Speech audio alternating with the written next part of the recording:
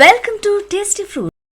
వెక్కిళ్ళు టక్కున ఆగిపోవాలంటే ఈ టిప్స్ పాటించాల్సిందే అంటున్నారు ఆయుర్వేద నిపుణులు. అవేంటో ఇప్పుడు చూద్దాం. వెక్కిళ్ళు ఆగిపోవాలంటే 30 సెకండ్ల పాటు చెవులను చేతి వేళ్లతో గట్టిగా మూసేస్తే సరిపోతుంది.